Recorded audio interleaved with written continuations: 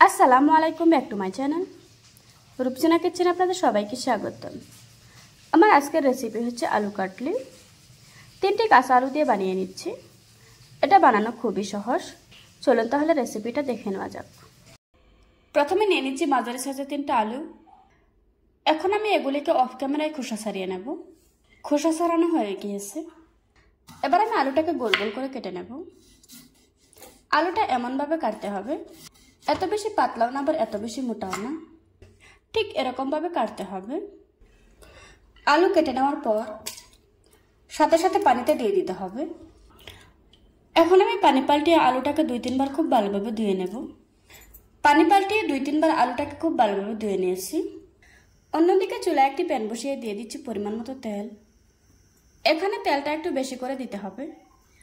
তারপর দিয়ে দিচ্ছি 1/4 চা চামচ হলুদ গুঁড়া, আর দিয়ে দিচ্ছি আগে থেকে কেটে রাখা আলু, দিয়ে দিচ্ছি স্বাদ মতো লবণ। এবার আমি আলুটাকে হালকা করে ভেজে নেব। এই সময় চুলার আঁচ কমিয়ে রাখতে হবে, যাতে করে আলুটা ভাজা হয়ে যায় আবার সেই সাথে সিদ্ধ হয়ে যায়। এখন আমি কিছুক্ষণ রান্না করে নেব। মাঝে মাঝে নেড়ে দিতে হবে যাতে এটা পুড়ে না যায়। কিছুক্ষণ পর আলুটা ভাজা হয়ে গিয়েছে। এখন এটাকে একটা প্লেটে তুলে নেব। চুলায় আরও একটা প্যান বসিয়ে দিয়ে দিচ্ছি 1 টেবিল চামচ রান্না করা রেগুলার তেল, 1/2 চা চামচ দিয়ে দিচ্ছি আস্ত জিরা, 2টো ভাগ করে দিয়ে দিচ্ছি একটা তেজপাতা, 1/2 চা চামচ দিয়ে দিচ্ছি চিলি ফ্লেক্স, দিয়ে দিচ্ছি একটা টমেটো কুচি। একটু নেড়ে চেড়ে মিশিয়ে নিচ্ছি যাতে করে এটা নরম হয়ে আসে। টমেটোটা যখন হালকা নরম হয়ে এসেছে ওই পর্যায়ে দিয়ে দিচ্ছি 1/4 চা চামচ লাল মরিচের গুঁড়া, দিয়ে দিচ্ছি 1/4 চা চামচ ধনিয়ার গুঁড়া। একটু নেড়ে চেড়ে খুব ভালোভাবে মিশিয়ে নেব। এখানে কোনো রকমের পানি ব্যবহার করা যাবে না।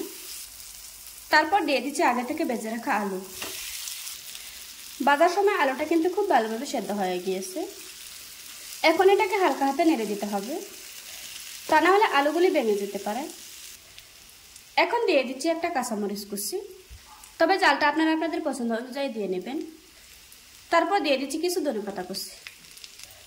আবারও সব কিছু খুব ভালোভাবে মিশিয়ে নেব। এই সময় মাঝারি আঁচে ভাজতে হবে আর হালকা হাতে নাড়িয়ে দিতে হবে, তা না হলে আলুগুলি ভেঙে যেতে পারে। কিছুক্ষণ ভেজে নেওয়ার পর এখন আমার আলুর কাটলিটা রান্না করা হয়ে গিয়েছে। এবার আমি চুলা থেকে নামিয়ে নেব। দেখুন বন্ধুরা, আমার আলুর কাটলিটা রান্না করা হয়ে গিয়েছে। আশা করছি আজকের এই সহজ রেসিপিটা আপনাদের কাছে ভালো লাগবে। ভালো লাগলে আমার চ্যানেলটা সাবস্ক্রাইব করে পাশে থাকা বেল বাটনটি অন করে রাখবেন। আবারও কথা হচ্ছে নতুন কোনো ভিডিওতে। ততক্ষণ সুস্থ থাকবেন, ভালো থাকবেন। আল্লাহ হাফেজ।